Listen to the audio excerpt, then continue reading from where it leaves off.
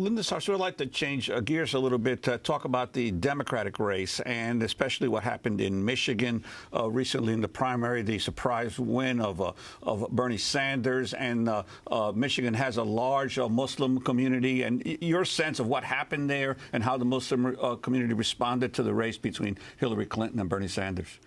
I think that Michigan sent a very loud and clear message: is never to underestimate the Arab American and American Muslim vote. Bernie Sanders, there was not even one poll out there that said Bernie was anywhere near winning Michigan, and he came out and he won big. And I think that is credit to the civic participation of the American Muslim community. I mean, Dearborn, the most highly concentrated Arab American community in the country, came out in full force for Bernie Sanders. And I have hope in Illinois. I have hope in Florida. And I think that the party establishment is scratching their head saying, maybe this is a community we need to pay attention to. And guess who started paying attention to us? Bernie Sanders. Let's go to Bernie Sanders at a rally at George Mason University in Virginia after a student named Ramaz Abdelkader started questioning him about Islamophobia. Sanders invited her on the stage, gave her a hug, then allowed her to speak from the podium. As an American Muslim student who aspires to change the world, currently majoring in international conflict analysis and resolution major, and I hope to be a human rights attorney, hearing the rhetoric that's going on in the media makes me sick. Because I, as an individual, I'm constantly trying to raise awareness and make sure that everyone is treated equally in this country. So, to the next president of the United States, what do you think about that?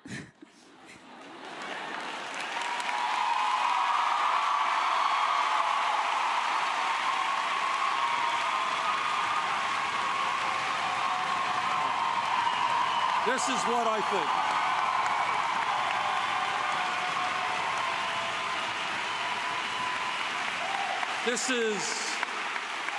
This is what I think. Let me be very personal here, if I might. I'm Jewish.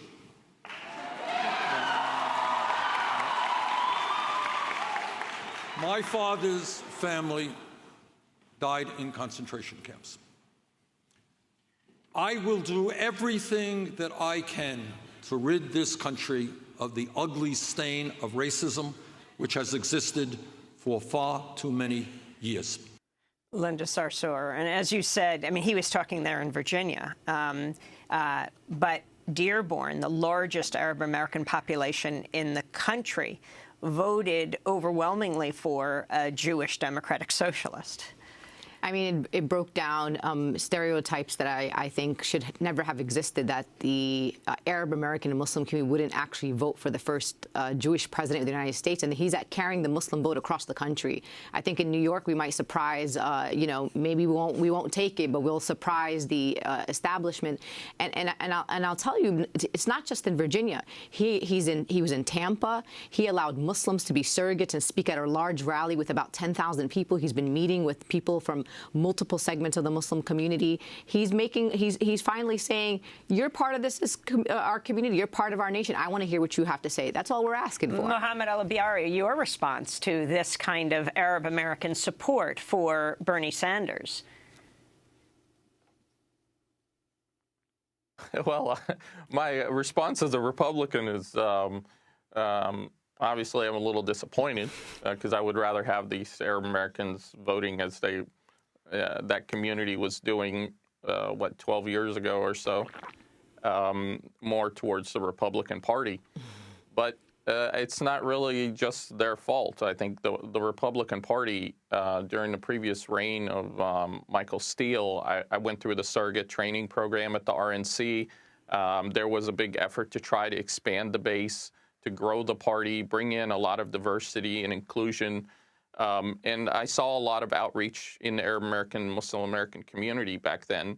But today, there's a whole different case. Right now, the campaigns themselves are actually the ones leading. We have a party in name only, so to speak.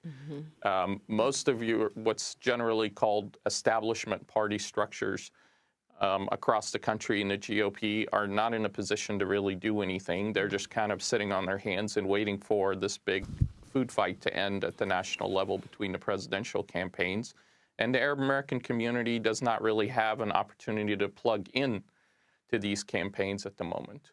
And you mentioned so far, at least. You mentioned that 12 years ago there was a big difference. You're obviously referring to the period of George W. Bush as president. What was different then in terms of how the Republican Party approached the Arab American or Muslim community that you're not seeing now in the Republican Party leadership? I would say that the base wasn't thinking for itself. We didn't have the internal revolutionary fervor that we've got today in 2016 back in the 2000 campaign. Back then, we did not have as much of, the manufacturing loss, the small town economic collapses that have happened around the country, a lot of rural counties. We didn't have large government programs that, at least to our base in the Republican Party. We look at Obamacare, we look at a lot of other things, and the sense in the GOP base is that these are overreaches by the federal government. There's centralization solutions, while people would like to see a lot more localized. If we honestly had in this country a little bit faster of an economic growth, instead of a 2%, make it 3% or 4%, I honestly think that a lot of this anger will diffuse, and the GOP itself would go back to the days of George Bush in the 2000s. I want to